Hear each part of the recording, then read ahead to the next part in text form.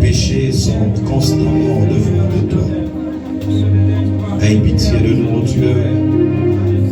Aie pitié de nous, Éternel. Toi le miséricordieux, toi le Dieu compatissant. Ta parole est en train de dire que tu es lent à la colère. Tu es riche en bonté. Tu pardonnes les iniquités des hommes sur la terre, oh Dieu. C'est pourquoi nous te supplions en ce moment de nous accorder ta miséricorde éternelle. Dieu des armées, Dieu miséricordieux, Dieu compatissant, Dieu lent à la colère, Dieu riche en bonté. Nous te supplions ce soir de pardonner nos péchés, oh Dieu. Dans le nom de Jésus. Seigneur, ta parole est en train de dire, tu ne te souviens pas des fautes de ma jeunesse. Tu ne te souviens pas de fautes de ma jeunesse. Seigneur, tu ne te rappelles pas des erreurs et des fautes passées. C'est pourquoi ce soir nous te supplions, éternel Dieu, de nous accorder ta miséricorde et ton pardon. Nous avons encore prié au Dieu que les péchés non confessés deviennent des obstacles à nos prières. C'est pourquoi ce soir, nous nous approchons devant de toi afin de demander ta miséricorde, oh Dieu. Aie pitié de nous. Dans le nom de Jésus-Christ de Nazareth. Acclame le Seigneur là où tu es.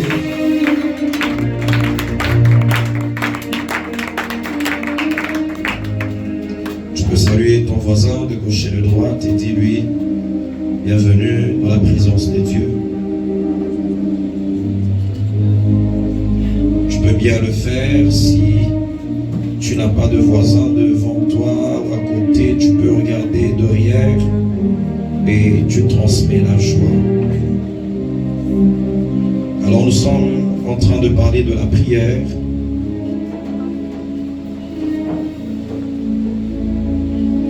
Nous sommes dans le livre de Matthieu, chapitre 6. Matthieu, chapitre 6, nous commençons au 9e verset. Tu peux te tenir debout et nous allons lire ensemble. Si ton voisin n'a pas de Bible, pose-lui la question, où est ta Bible? Matthieu chapitre 6, nous commençons au 9e verset, 1, 2, 3. Voici donc comment vous devez prier. Notre Père qui es aux cieux, que ton nom soit sanctifié, que ton règne vienne, que ta volonté soit faite sur la terre comme au ciel. Donne-nous aujourd'hui notre pain quotidien. Pardonne-nous nos offenses, comme nous aussi nous pardonnons à ceux qui nous ont offensés. Ne nous induis pas en tentation, mais délivre-nous du malin. Car c'est à toi qu'appartiennent dans tous les siècles le règne, la puissance et la gloire. Amen. Acclame le Seigneur et tu peux reprendre place. Alors depuis un certain temps, nous sommes en train de parler de la prière. Et nous avons dit que c'est Christ lui-même qui enseigne dans ce livre sur la prière. La Bible dit que les disciples ont vu Jésus en train de prier en un certain lieu. Et ils sont allés vers Jésus et ils ont demandé au Seigneur Jésus-Christ de donner un enseignement sur la prière. Alors il a commencé à donner tout un grand enseignement et c'est sur base de cela que nous sommes en train de comprendre la prière. Alléluia. Alors nous avons dit que ce qu'on appelle la prière du Notre Père, c'est un protocole, c'est un canevas qui nous enseigne sur diverses formes de prière. Alléluia. Et nous avons commencé à expliquer les différentes parties attachées à cette prière du Notre Père.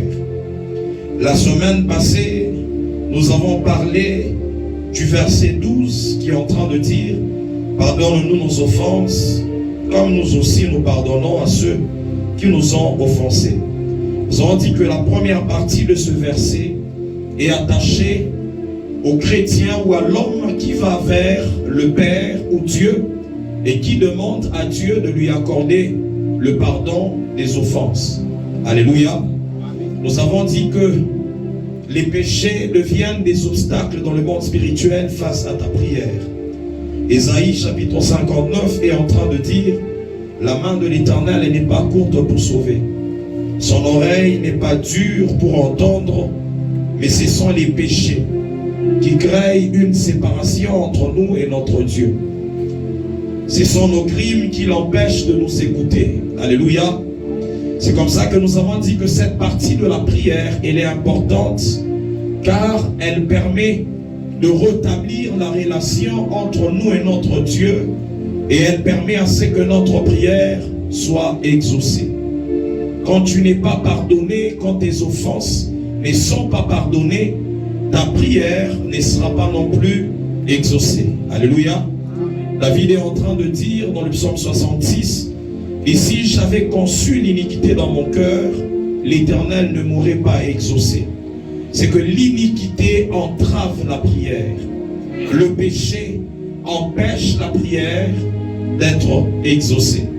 C'est pourquoi Christ lui-même, il a donné un enseignement sur la prière attaché au pardon des offenses. Il nous dit que lorsque nous allons vers le Père, nous devons demander à ce que le Père nous accorde le pardon des offenses. Alléluia. Acclame le Seigneur si on avance ensemble.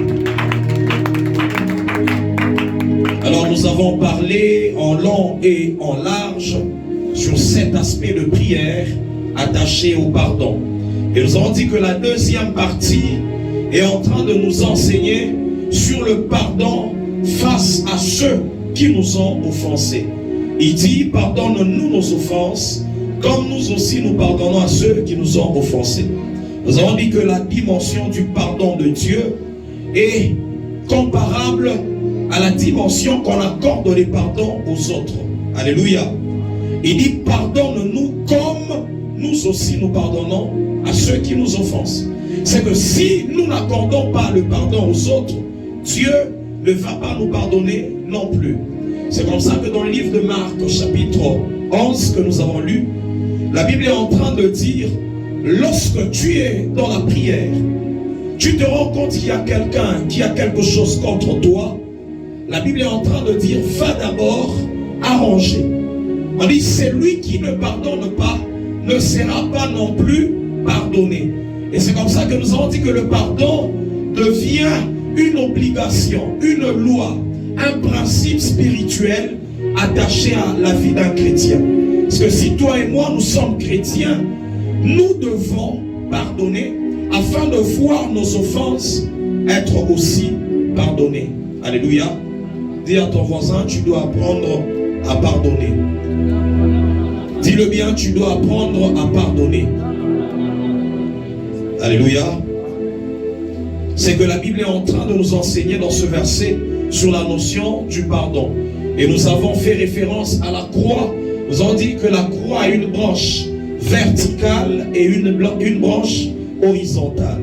La branche verticale est en train de nous amener vers le Père, et la branche horizontale est en train de nous amener vers le prochain.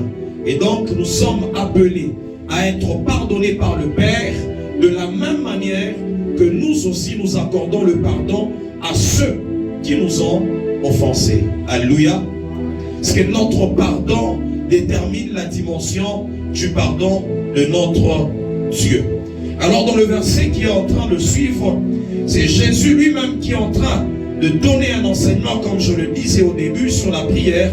Il est en train de dire: ne nous induis pas en tentation. Dans d'autres versions on dit: ne nous soumets pas à la tentation. Mais ici il est en train de dire plutôt: ne nous induis pas en tentation, mais livre-nous du malin.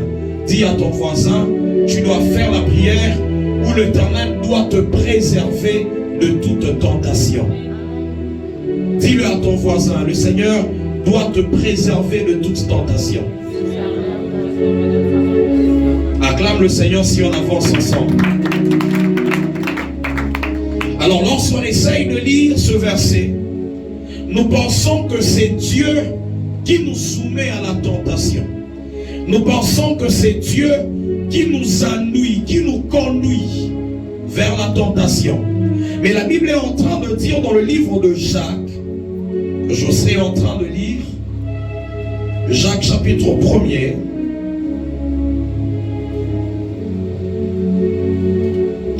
je commence au verset 13. La Bible dit que personne, lorsqu'il est tenté, ne dise c'est Dieu qui me tente, car Dieu ne peut être tenté par le mal et il ne tente lui-même personne. Mais chacun est tenté quand il est attiré et amorcé par sa propre convoitise. Puis la convoitise, lorsqu'elle a conçu, enfante le péché.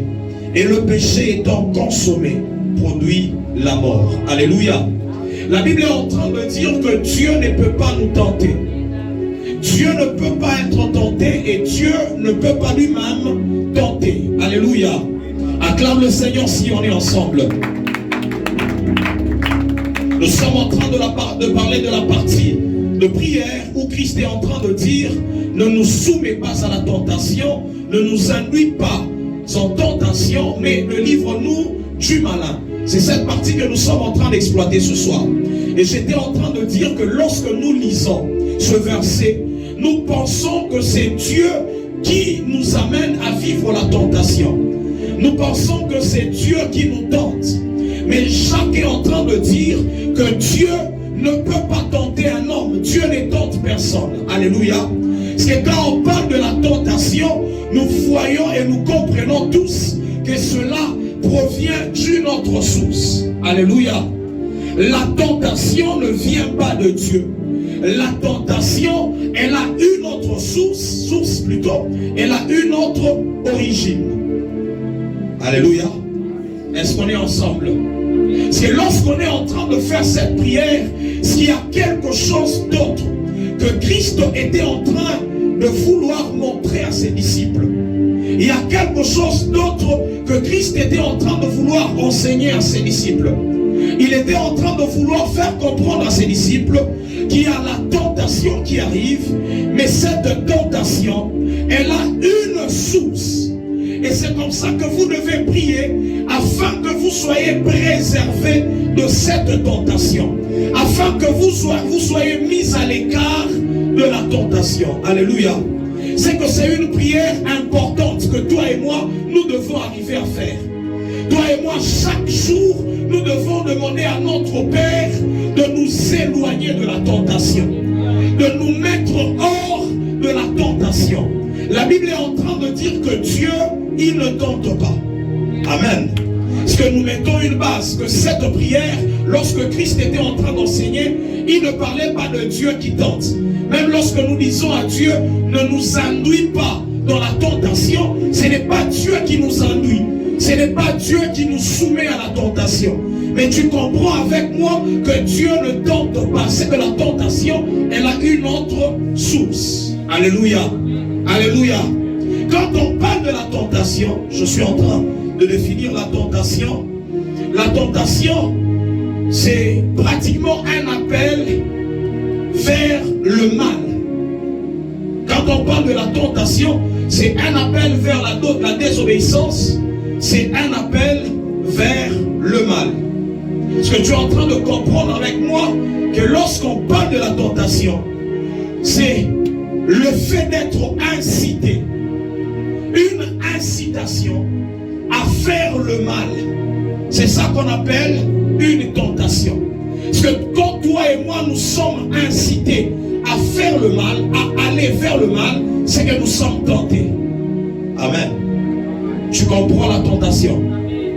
La tentation, c'est quoi? C'est une incitation, un appel à désobéir ou à faire le mal. Parce que tu sens au fond de toi qu'il y a quelque chose qui te pousse, qui t'incite à faire le mal. Alléluia. Dis à ton voisin la tentation. Dis-le bien, la tentation. Parce que tu comprends que à chaque fois que tu es en train de désobéir à la volonté de Dieu, il y a quelque chose qui t'incite, qui te pousse à aller en dehors de la volonté de Dieu. Et c'est ça qu'on appelle une tentation. C'est ça qu'on appelle être tenté. C'est que c'est une incitation à faire le mal ou encore à désobéir à la volonté de Dieu. Acclame le Seigneur si on est ensemble. Alléluia. Parce qu'il y a une suggestion du mal. Il y a une proposition du mal. Tu te rends compte qu'il y a quelque part une force qui t'amène à te retrouver dans le mal ou à être proposé de faire le mal. Alléluia. Il y a une proposition à faire le mal ou à tomber dans le péché. Amen. Amen. Si je suis en train de parler de la tentation, c'est parce que nous devons arriver à faire la différence entre ce qu'on appelle tentation et une épreuve. La Bible est en train de parler de Dieu qui nous éprouve, mais Dieu ne tente pas. Lorsqu'on parle d'une tentation, l'objectif, c'est de t'amener à tomber dans un péché. L'objectif, c'est de t'amener à commettre le mal. C'est ça une tentation. C'est que tu es poussé, tu es incité à tomber dans le péché ou à tomber dans le mal. Ça, c'est ce qu'on appelle la tentation. Est-ce que tu comprends avec moi qu'il y a un objectif? C'est que tu arrives à commettre le mal, à tomber dans le péché. Ça, c'est une tentation. Alléluia. Tu es poussé à quitter la volonté de Dieu. Il y a une force qui est en train de pousser à quitter la volonté de Dieu. C'est ce qu'on appelle la tentation. Et nous étions en train de poser un fondement en disant que Dieu ne peut pas te tenter. C'est quand tu arrives, tu te retrouves dans une tentation, tu n'as pas le droit de dire non, c'est Dieu qui est en train de me tenter. Non, nous avons dit que Dieu, il nous éprouve. C'est comme ça que la Bible est en train de parler, par exemple, toujours dans le livre de Jacques, on nous parle de l'épreuve de la foi. L'épreuve de notre foi qui doit produire la patience. Alléluia. Alléluia. Amen. Je vais lire. C'est toujours dans ce même chapitre, le premier chapitre. Jacques chapitre 1er toujours. À partir du 2e verset, la Bible dit: mes frères, regardez comme un sujet de joie complète les diverses épreuves auxquelles vous pouvez être exposés. On dit que les épreuves pour un enfant de Dieu doivent être des sujets de joie. On dit que vous devez regarder comme un sujet de joie les épreuves auxquelles vous êtes exposés. Et c'est comme ça que j'étais en train de dire que c'est Dieu qui nous éprouve. La Bible dit que sachant que l'épreuve de votre foi produit la patience. L'épreuve de votre foi produit la patience. Mais il faut que la patience accomplisse parfaitement son œuvre afin que vous soyez parfaits et accomplis sans faillir en rien. Alléluia. Acclame le Seigneur si on avance ensemble. C'est Dieu qui nous éprouve. Et lorsque tu es en train de dire que tu as la foi, cette foi-là doit être éprouvée. Cette foi-là doit passer par certains examens, par certains tests. C'est quand on parle de l'épreuve, nous voyons un test par lequel tu dois passer afin que tu arrives à voir que tu as atteint une dimension de perfection. Nous avons dit que l'objectif de Dieu dans son Église, c'est amener l'homme à atteindre la perfection. C'est amener l'homme à grandir spirituellement. Tout ce que nous attendons voir est le résultat de notre croissance spirituelle. Alléluia. Tu attends voir un miracle, tu attends voir l'exaucement, tu attends voir quelque chose. C'est le résultat de ta croissance spirituelle. Quand tu atteins un âge spirituel, tu verras certaines choses s'accomplir dans ta vie. Alors pour que tu atteignes cette croissance spirituelle, il y a certaines stratégies que Dieu emploie dans ta vie. Et parmi les stratégies de Dieu, il y a ce qu'on appelle les épreuves. Alléluia. Alléluia. Est-ce qu'on est ensemble? Est-ce qu'on est ensemble? Si dans ta marche spirituelle, tu seras toujours éprouvé pour voir si tu as atteint un âge spirituel avancé. La Bible est en train de parler d'un homme comme Abraham. C'est Dieu qui donne à Abraham son fils, le fils unique. Mais la Bible est en train de dire que Dieu arrive, il demande à Abraham ce même fils qu'il a reçu de Dieu.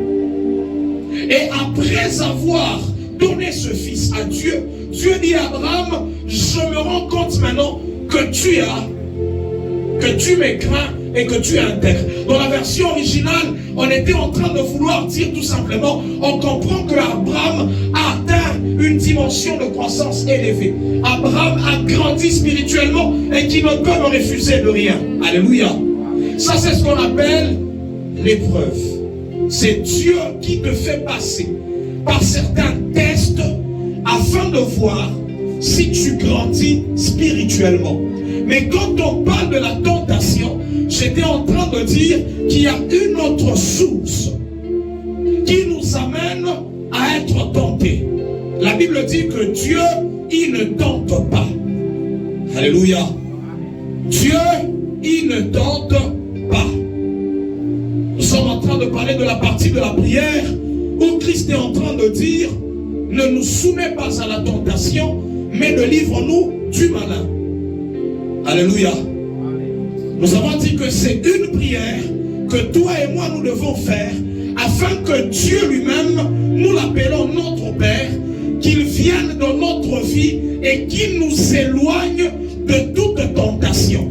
J'étais en train de définir la tentation comme étant toute incitation à tomber dans le péché, à faire le mal ou à quitter la volonté de Dieu. Alléluia. Toute incitation à tomber dans le péché, à faire le mal ou à quitter la volonté de Dieu. Lorsqu'on parle de la tentation, ce n'est pas d'abord le péché. Dis à ton voisin, la tentation n'est pas le péché. Dis-le bien, la tentation n'est pas le péché. Je m'explique, je suis dans le livre de Hébreux. Hébreux chapitre 4.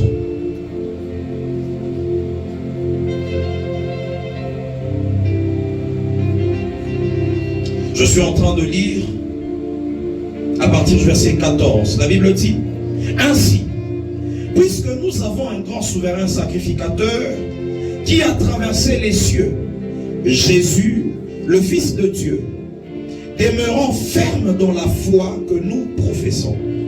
Car nous n'avons pas un souverain sacrificateur qui ne puisse compatir à nos faiblesses. Au contraire, il a été tenté comme nous en toutes choses, sans commettre le péché. On est en train de nous parler de Jésus-Christ qui a été aussi tenté en toutes choses, mais la Bible souligne qu'il n'a jamais lui-même péché. C'est que malgré que la tentation était là, Jésus-Christ n'est pas tombé dans le péché. C'est pour ça que j'étais en train de dire que la tentation n'est pas le péché. La tentation, c'est une exposition au péché. La tentation est une exposition au mal. La tentation, c'est être incité, poussé à tomber dans le mal ou dans le péché. Mais lorsque tu es tenté, toi et moi, nous devons prier afin que le Seigneur nous accorde la force de vaincre la tentation. C'est ça la prière que Christ était en train d'enseigner à ses disciples. Alléluia. Et ce soir, ma prière que je suis en train de faire sur tout un chacun de nous est que le Seigneur nous accorde la force, la capacité de vaincre toute tentation dans le nom de Jésus-Christ. J'étais en train de dire ma prière sur ta vie, ma prière sur l'Église, et que tous soyons capables de vaincre certaines tentations dans le nom de Jésus-Christ. La Bible est en train de dire que Jésus a été tenté en toutes choses. En toutes choses. C'est que toi et moi, nous n'avons pas de raisons à donner. Nous n'avons n'avons pas de raison à donner. Oh, je suis tombé parce que. Je suis tombé parce que non. La Bible est en train de dire que Christ lui-même, le souverain sacrificateur que nous avons auprès du Père, il est passé par les tentations. Alléluia. Mais il n'a jamais péché malgré les tentations auxquelles il a été exposé. Alléluia. Ne nous soumets pas à la tentation. Ça, c'est la prière que toi et moi nous devons faire. Si nous sommes en train de dire à Dieu, Seigneur, donne-nous les capacités de vaincre les tentations. Tu es à l'université, tu te retrouves dans la tentation, tu dois avoir une puissance venant de Dieu, une puissance venant du Père qui peut t'amener à vaincre la tentation. Ça, c'est la prière que Christ était en train d'enseigner à ses disciples. Il disait, vous devez chaque jour demander une capacité, une force surnaturelle qui va vous amener à vaincre les tentations, à traverser les moments de tentation sans tomber, sans tomber. Dis à ton voisin, à partir de cette période, tu dois vaincre les tentations au nom de Jésus. Dis-le bien, tu dois vaincre les tentations au nom de Jésus. Alléluia. Cela est en train de nous faire voir qu'il y a une résistance. Tu dois résister. Tu dois te lutter afin de ne pas tomber dans les tentations. Ce que j'aime, c'est que nous sommes dans un monde où il y a toute forme de tentation. Alléluia. Je suis en train d'amener quelqu'un à comprendre quelque chose. Pourquoi je parle du monde? Alléluia. Dans le livre de Jacques qu'on a lu, la Bible est en train de dire, à partir du 13e verset, je relis ce verset pour que quelqu'un comprenne mon message. Que personne, lorsqu'il est tenté, ne dise c'est Dieu qui me tente. Car Dieu ne peut être tenté par le mal et il ne tente lui-même personne. Mais chacun est tenté quand il est attiré et amorcé par sa propre convoitise. La première des choses qui permet à ce que toi et moi soyons en train de tomber dans les tentations, c'est ce que Jacques est en train d'appeler les convoitises. Dis à ton voisin les convoitises. Dis-le bien, les convoitises. Alléluia. On dit lorsque l'homme est attiré lui-même par ses propres convoitises, alors il est exposé à tomber dans la tentation. Alléluia. Quand on parle de la convoitise, je suis en train d'aller aujourd'hui lentement pour qu'on comprenne parce que c'est un enseignement. La convoitise, c'est quoi? C'est un désir. La convoitise, c'est un désir. Ce désir-là devient intense et il devient excessif.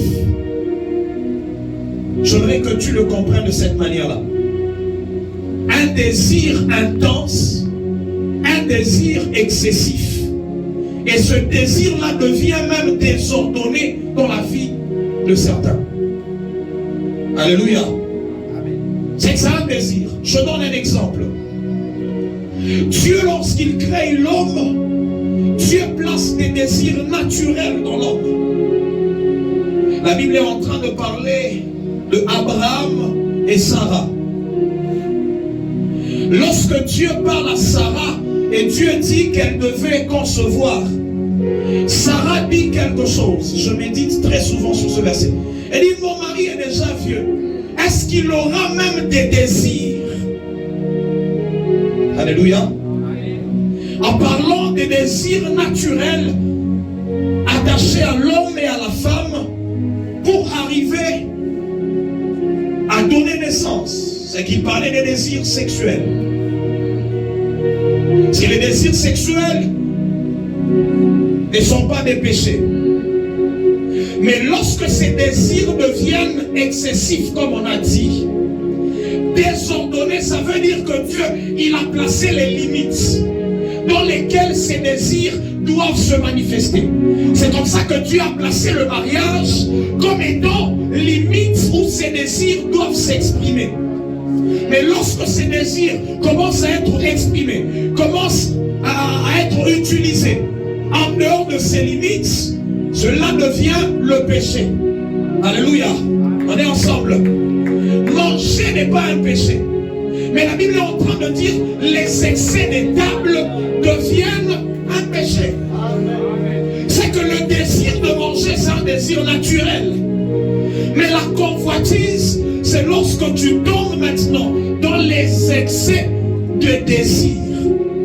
Alléluia. Amen. Alléluia. Amen. Dis à ton voisin les excès de désir. Lorsque les désirs deviennent désordonnés. Alléluia. Les désirs deviennent intenses. Ça, c'est ce qu'on appelle la convoitise. Alléluia. Et la Bible est en train de nous enseigner que l'homme, il est tenté passant par ses désirs qui deviennent excessifs.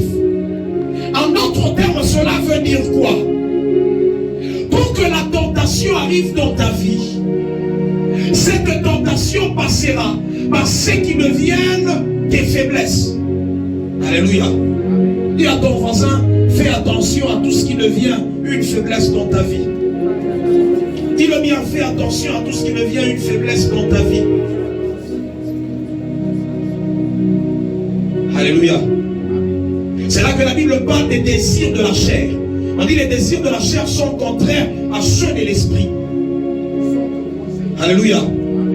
Quand on parle de désirs de la chair, au fait, lorsque l'homme a été déchu, lorsque l'homme a péché dans le jardin, les désirs de l'homme ont commencé à se tourner vers le mal. L'homme a commencé à avoir une tendance à aller vers le mal, à être attiré par le mal. C'est cette nature-là qui est restée dans le corps de l'homme, dans la chair, comme on dit dans la chair. C'est cette nature-là qui devient maintenant la faiblesse de l'homme et qui permet à ce que l'homme commence à subir une tentation. Alléluia. C'est toi et moi dans la prière que Christ est en train d'enseigner. Il dit que nous devons prier pour que nos désirs ne deviennent pas excessifs afin de donner un accès au tentateur de venir dans notre vie. Alléluia. Alléluia. Est-ce qu'on est ensemble? On est ensemble. Regardez un homme comme Samson. On l'a eu passant par ses désirs. La Bible est en train de dire que Samson, lui-même, il a commencé à aimer une femme qui était dans la vallée là, de Tzorek. C'est passant par cet amour excessif là de cette femme que Samson a été atteint et il a livré même les secrets.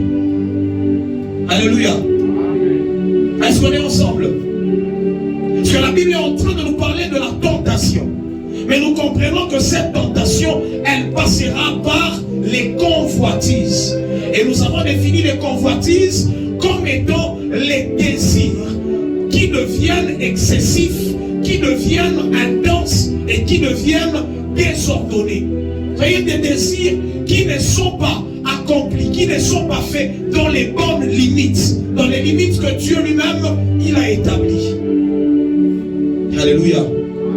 Est-ce qu'on est ensemble?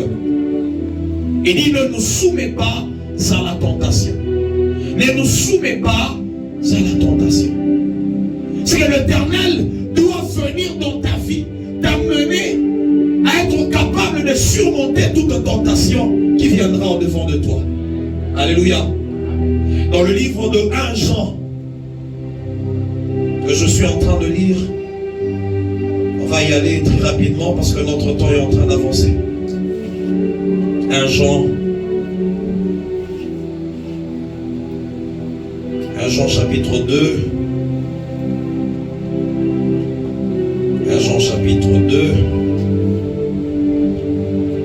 J'ai commencé au 14e verset. La Bible est en train de dire, je vous ai écrit, Père, parce que vous avez connu celui qui est dès le commencement. Je vous ai écrit, jeunes gens, parce que vous avez été forts et que la parole de Dieu demeure en vous et que vous avez vaincu le malin. Alléluia. C'est dans la même prière où on dit, délivre-nous du malin. Ici, on est en train de dire, vous avez vaincu le malin. Ce que Dieu attend que toi et moi soyons en train de vaincre le malin. Alléluia. Alléluia. Et lorsqu'on parle du malin, on nous fait voir que c'est un être qui est établi et qui veut à ce que toi et moi soyons en train de tomber dans certaines tentations. Alors dans la suite, la parole est en train de dire, n'aimez point le monde, la première des choses, ni les choses qui sont dans le monde. Si quelqu'un aime le monde, l'amour du Père n'est point en lui. Car tout ce qui est dans les mondes, on commence à faire voir ce qui est dans les mondes. La convoitise de la chair, premièrement. Hein? On nous donne les différentes formes de convoitise. La convoitise de la chair, la convoitise des yeux et l'orgueil de la vie ne vient point du Père, mais vient du monde. Et le monde passe, et sa convoitise aussi. Mais c'est lui qui fait la volonté de Dieu demeure éternellement. Alléluia. Alléluia. Acclame le Seigneur si on est ensemble.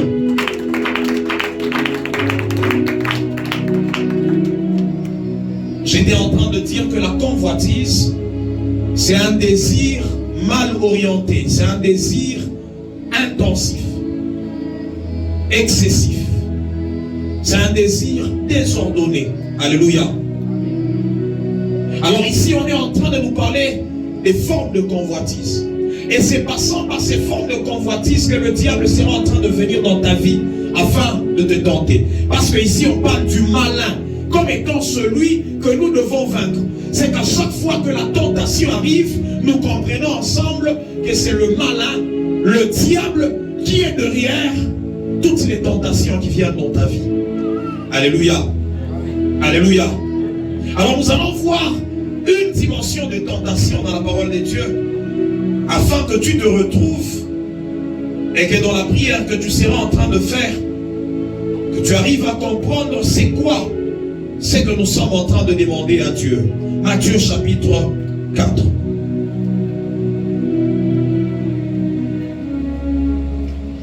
Alors Jésus fut amené par l'Esprit dans le désert pour être tenté par le diable. La première vérité, c'est qu'il est amené dans le désert et la tentation était en train de provenir du diable. Alléluia. Après avoir jeûné 40 jours et 40 nuits, il eut faim. Une faiblesse. Nous allons dire c'est un désir. Mais si ce désir commence à être excessif et que toi tu n'arrives plus à contrôler ce désir, tu commences à tomber dans la tentation. Alléluia. La Bible est en train de dire qu'il eut faim. C'était normal. Parce que Jésus avait jeûné pendant 40 jours et 40 nuits. C'est que c'était une affaire normale. Mais la Bible est en train de dire que c'est par cette faiblesse-là que le diable est venu maintenant pour tenter Jésus. C'est comme ça que j'étais en train de dire que toi et moi, nous devons faire très attention à tout ce qui devient comme étant faiblesse dans ta vie. Alléluia. À tout ce qui devient faiblesse dans ta vie. Oh non, moi je suis faible seulement quand je vois la bière, je ne sais pas me contenir. En fait, cette faiblesse deviendra un point d'accès par lequel le diable viendra pour commencer à te tenter, pour commencer à te piéger. Non, moi même si je suis en train de jeûner, mais comme tu m'as dit Pikatou, coucou les sikou, wapi, mina tchachen, jeûne, mina fungula. C'est que le diable passera par cette faiblesse pour commencer à venir t'atteindre. Alléluia. Est-ce qu'on est ensemble? Minikyo ne tout dada, tout moya chaque fois la pantalon. Wapi. Donc John a mis, c'est mon faible. Actuellement, on commence même à, c'est ça mon faible.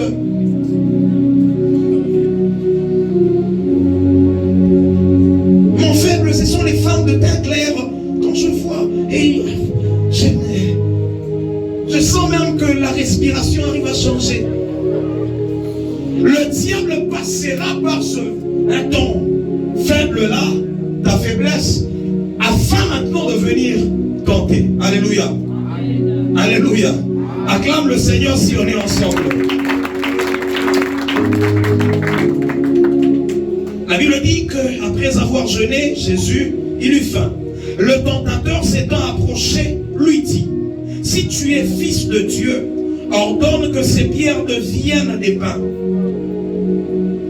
Jésus répondit, il est écrit, l'homme ne vivra pas de pain seulement, mais de toute parole qui sortent de la bouche.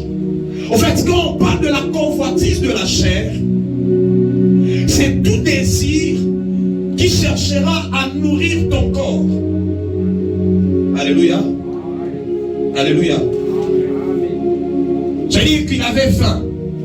Il fallait donner quelque chose qui devait lui donner de l'énergie.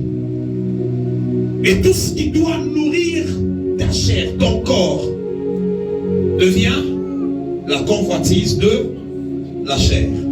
Dis à ton voisin la convoitise de la chair. Dis-le bien, la convoitise de la chair. Acclame le Seigneur si on avance ensemble. On dit le tentateur, il est arrivé. Il a commencé à suggérer certaines solutions pour le corps de Jésus. Certaines solutions pour que Jésus arrive à nourrir les désirs attachés à son corps.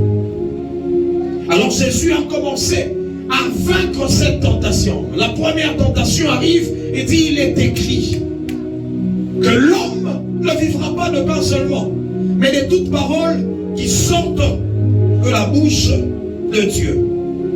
La Bible dit que le diable le transporta dans la ville sainte, le plaça sur le haut du temple et lui dit, si tu es fils de Dieu, jette-toi en bas.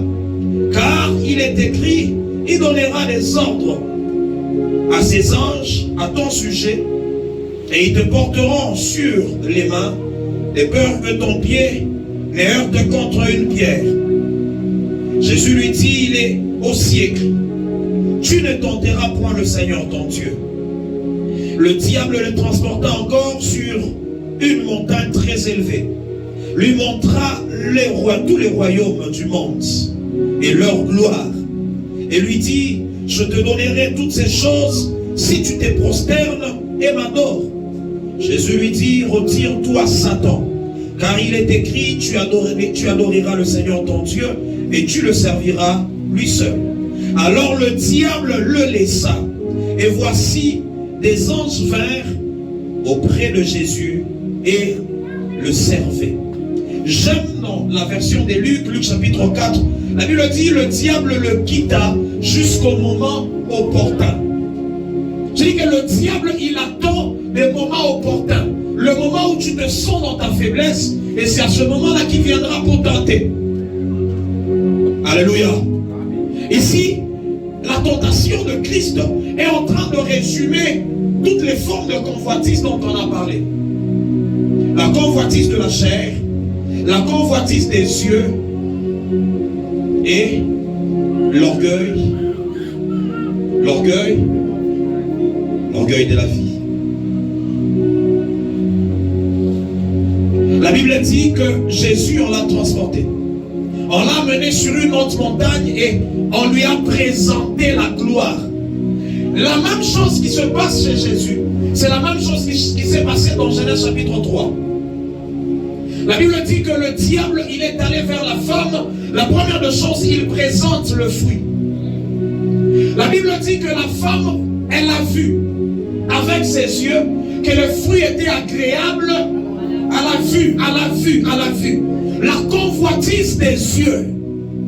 Le diable viendra te présenter certaines choses afin que tu tombes.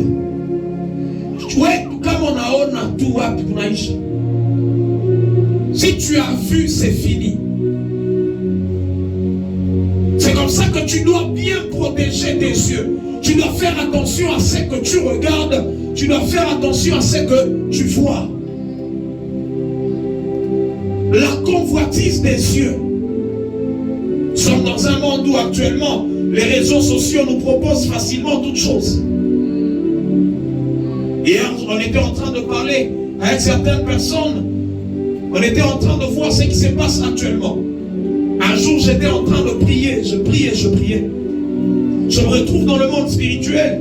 Et à un certain moment, je vois deux êtres qui me sentent sur la terre.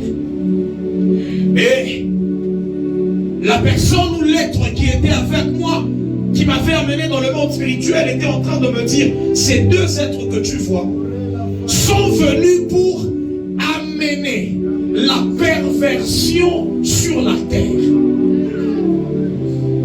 Alléluia.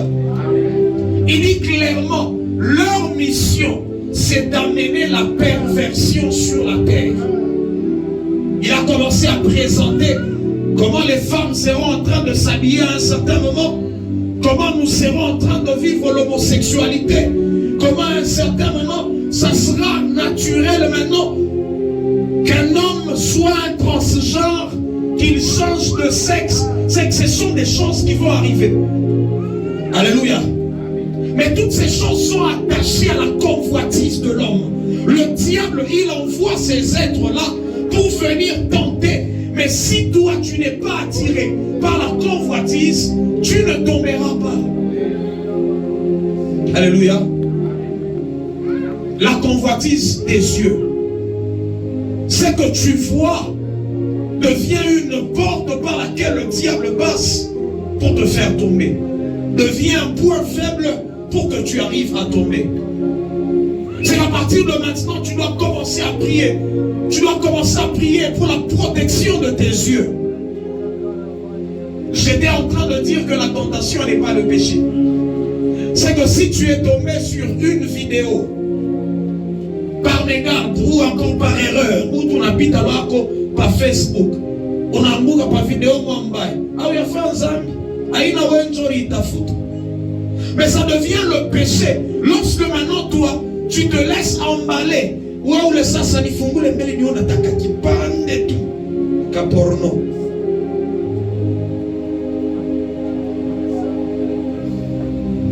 Ni fungu le kotu, tu vois. Donc on a quoi tenter, ou fungu le kotu one. Acclame le Seigneur si tu es avec moi.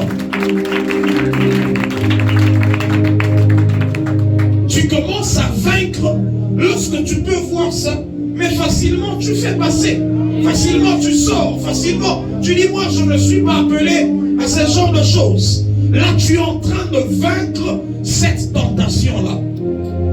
Alléluia. Alléluia. Est-ce qu'on est ensemble?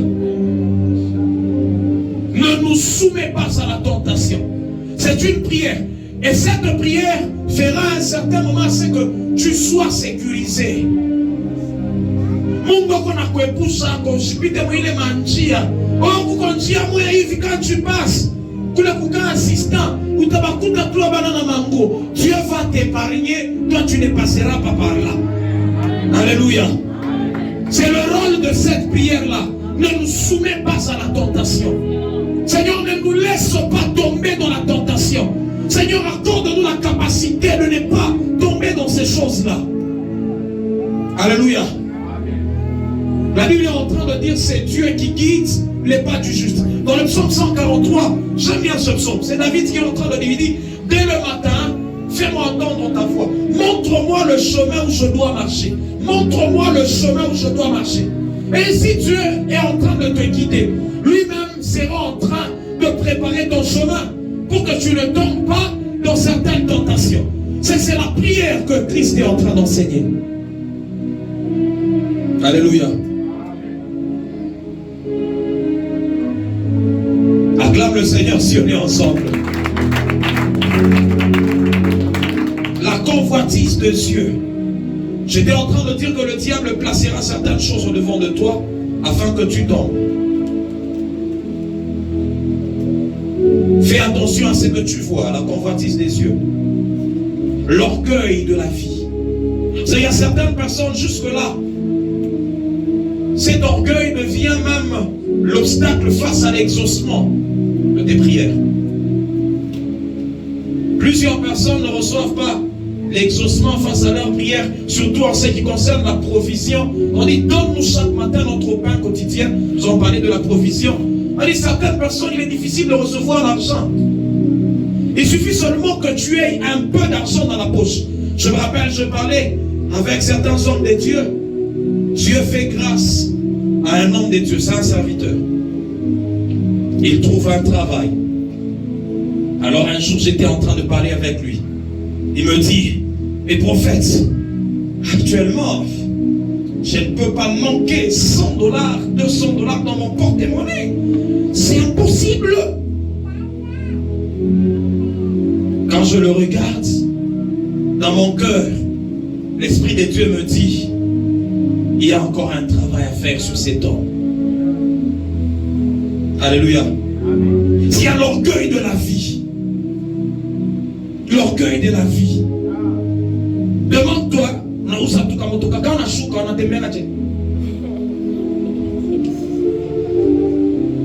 que Dieu nous aide.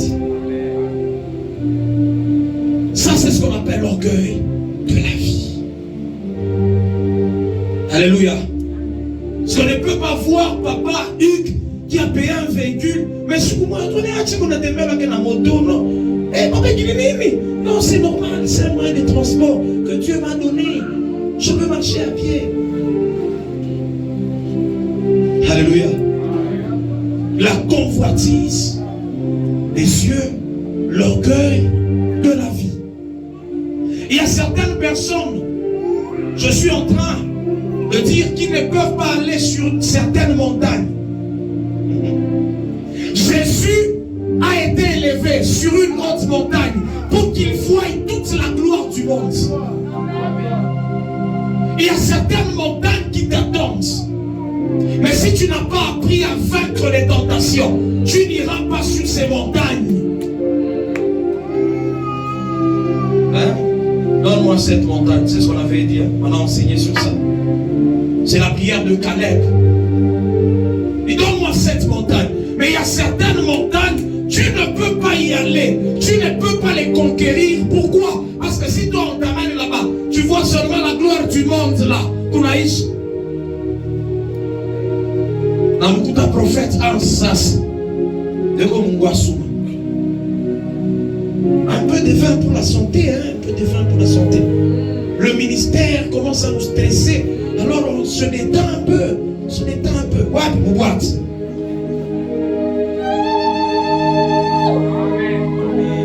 Alléluia.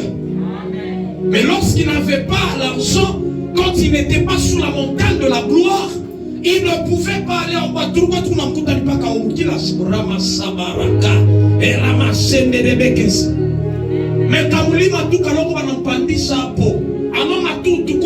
Mais directement il est tombé. Mais il est en train de dire que Jésus, amené sur cette montagne, il voit la gloire. Il voit toute la gloire du monde. Toute la gloire du monde. Mais il ne tombe pas. Il ne tombe pas. Alléluia. Hein? On ne parle pas, on ne nous respecte pas. Là, la gloire de la vie là. L'orgueil de la vie là.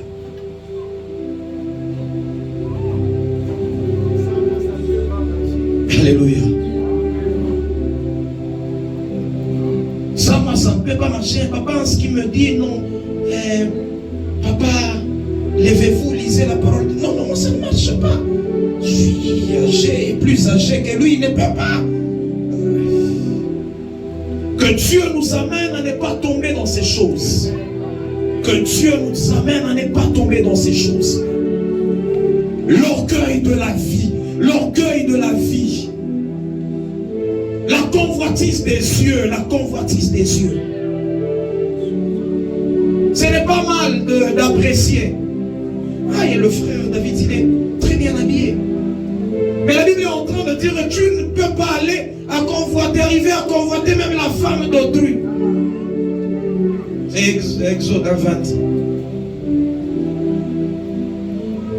Il y a une différence quand tu apprécies et quand tu commences à convoiter. C'est lui qui regarde une femme pour la convoiter dans son cœur. Il a déjà commis l'adultère. C'est quand tu regardes, tu dois faire très attention que tu ne tombes pas dans la tentation. Que tu ne tombes pas dans la tentation. C'est toi et moi, nous devons faire cette prière que Christ nous a donnée. Seigneur, ne nous induis pas en tentation. Ne nous laisse pas être attirés par la convoitise de ce siècle. La Bible est en train de parler de la parabole du semeur. On dit qu'actuellement, il y a des cœurs qui, quand la sémence tombe, la parole tombe, mais la convoitise du siècle vient pour étouffer. Alléluia. Parce que la convoitise, elle a la capacité même de venir étouffer la sémence de la parole qui tombe dans ton cœur. C'est comme ça que toi et moi, nous devons vraiment prier pour que ces choses ne nous attirent pas. Alléluia. Tu vas incliner ta tête là où tu es. Tu vas commencer à dire au Éternel, ne nous soumets pas à la tentation. Mais j'aimerais que tu le dises mieux, que tu dises, Éternel Dieu, accorde-moi les capacités de vaincre les tentations. La Bible est en train de dire que Christ, il a été lui-même tenté, mais il n'est jamais tombé dans le péché. Il n'est pas tombé dans le péché. On dit qu'il a été tenté en toutes choses, en toutes choses. Comme on a Christ, mon période yake banamuke bakuku yake mo bariku yakako. Bible nasema il a été tenté en toutes choses. En toutes choses. Commence à dire à Dieu, Seigneur, accorde-moi les capacités de vaincre toute tentation qui viendra sur mon chemin. Est-ce que tu peux commencer à parler à Dieu? Élève ta voix et commence à prier. Dis, Éternel Dieu, je suis faible devant toi, Père. Je suis faible devant toi, Père.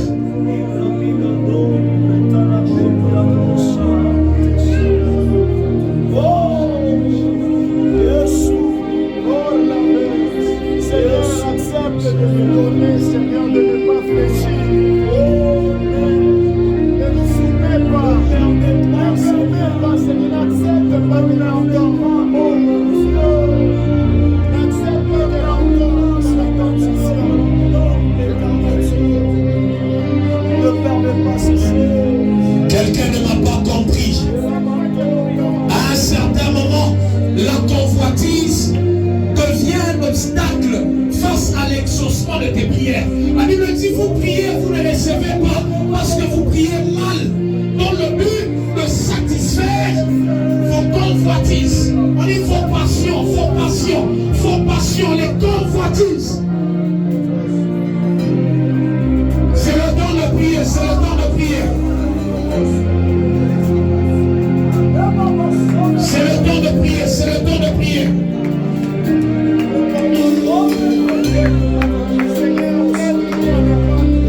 Est-ce que tu peux parler à Dieu? Seigneur, ce soir, nous te supplions, ne nous soumets pas à la tentation. Ne nous soumets pas à la tentation. Ne nous soumets pas à la tentation. Seigneur, ne nous laisse pas être attirés par le mal. C'est ça le sens réel. Il dit, ne nous laisse pas être attirés par le mal. Ne nous laisse pas être attirés par ce qui est mauvais. Seigneur, ne nous soumets pas à la tentation. Ne nous soumets pas à la tentation. Ne soumets pas ton peuple. Seigneur, ne nous laisse pas, ne nous laisse pas, ne nous laisse pas, ne nous induis pas, ne nous induis pas à la tentation. Ne nous induis pas. C'est une prière que Christ lui-même est en train d'enseigner. Il ne nous soumet pas à la tentation.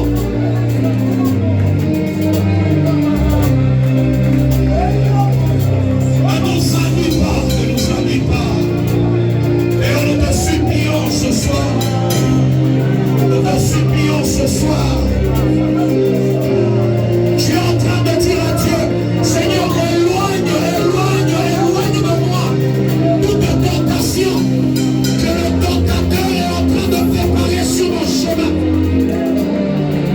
La Bible est en train de dire, après avoir prié, le tentateur est allé vers Jésus. J'aimerais dire à quelqu'un, souvent c'est après les moments de prière que tu verras le tentateur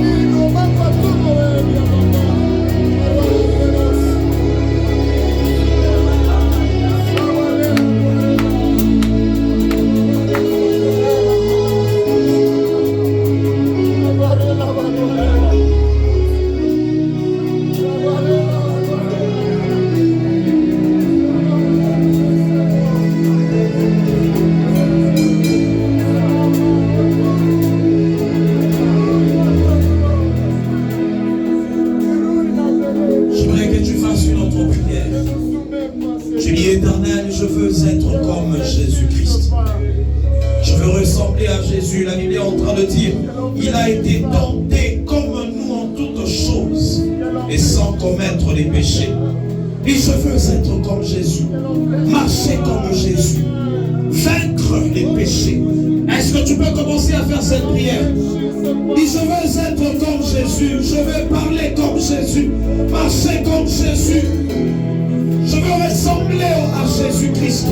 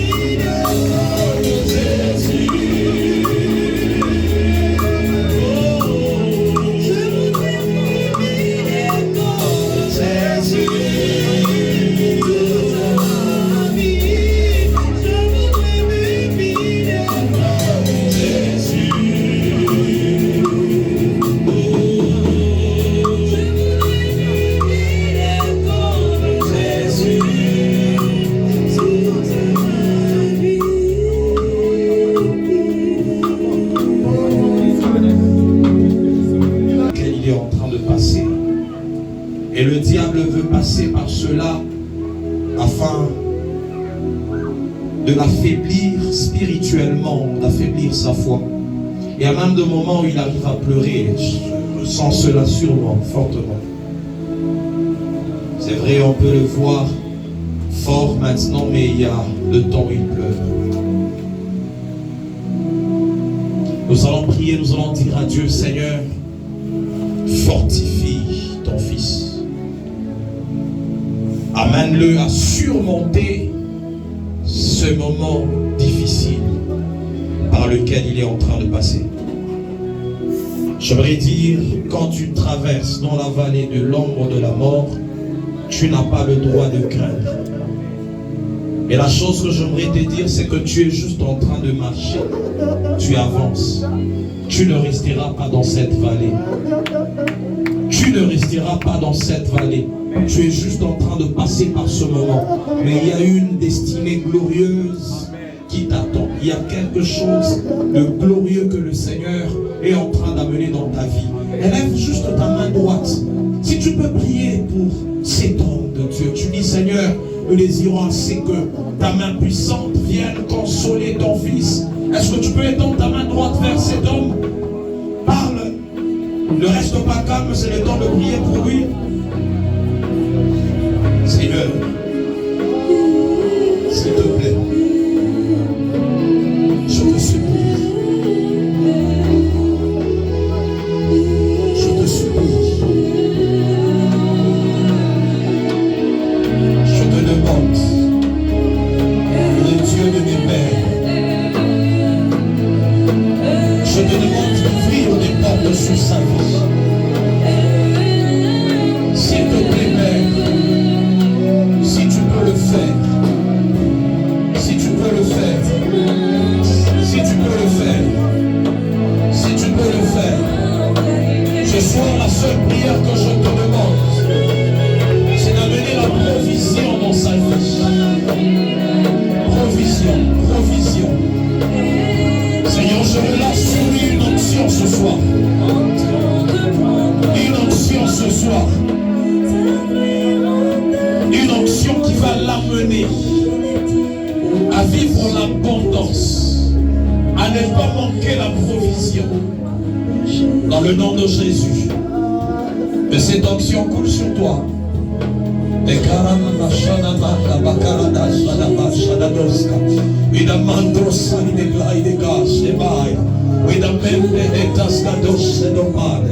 Si tu manquais la joie, que cette onction ramène la joie dans son cœur.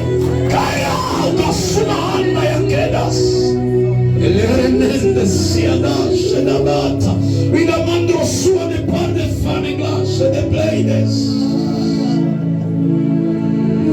Riga maso atayaga shagada basa. Wala manda bakara dosia na bakara na masa. Une base de neketa sata. Est-ce que quelqu'un peut juste dire à Dieu, Seigneur, commence à déraciner toute racine d'amertume dans mon cœur, d'amertume.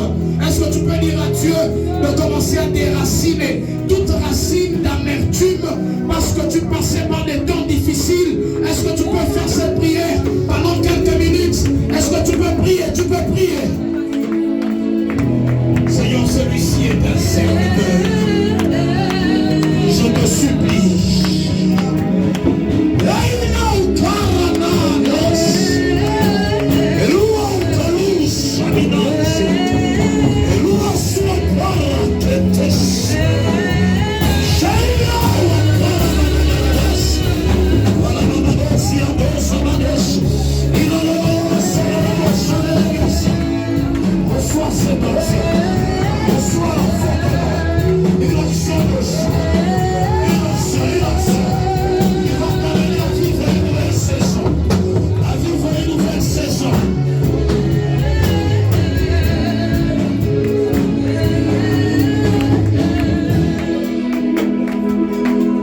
Nous allons prier.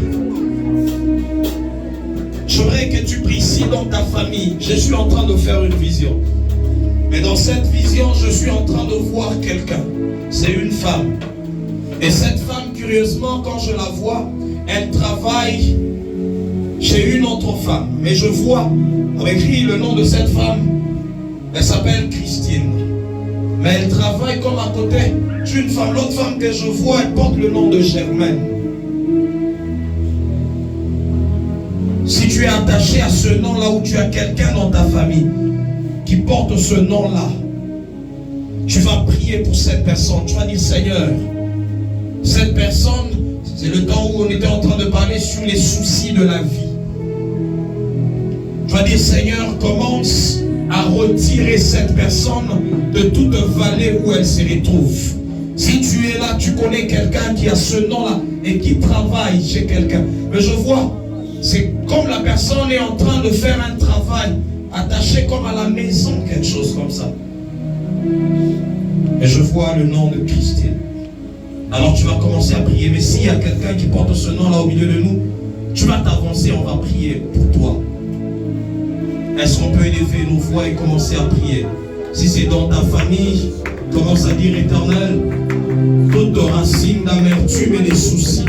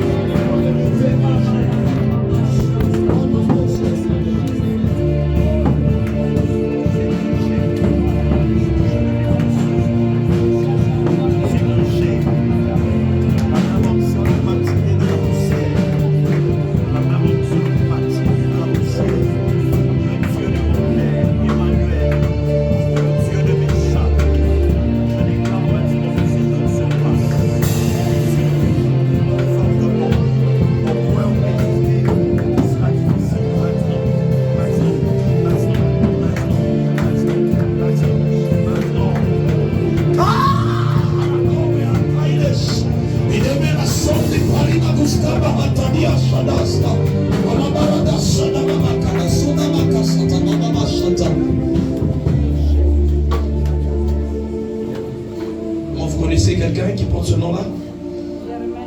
Germaine. Vous connaissez également quelqu'un qui porte le nom de Christine? C'est vous. Ok. Nous allons prier pour maman.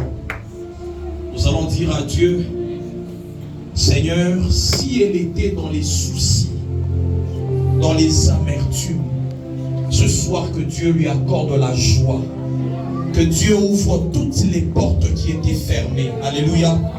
On est déjà en train de finir. Est-ce que tu peux te tenir debout? Nous allons prier. Nous allons dire, Seigneur, libère une onction qui va nous amener à vivre la joie en cette saison. Si maman était en train de pleurer en secret, quelqu'un qui pleure en secret, que Dieu commence à redonner la joie là où il y avait les pleurs, que Dieu redonne la joie. Tu es en train de battre de tes mains le temps qu'on est en train de prier pour maman. Tu pries aussi pour ta vie, tu pries pour ta famille. Commence à prier pour maman. Priez pour elle fortement.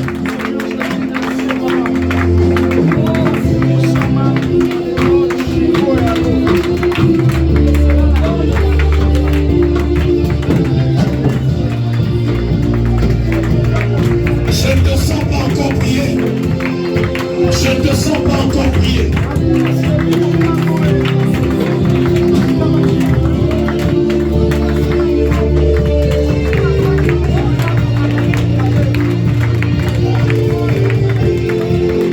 Est-ce que tu peux encore monter? Je dis, Éternel, ouvre les portes en cette saison afin que je ne reste pas dans les amertumes. Est-ce que tu peux déclarer? Est-ce que tu peux prier? Ce soir, je suis en train de déclarer que toute racine d'amertume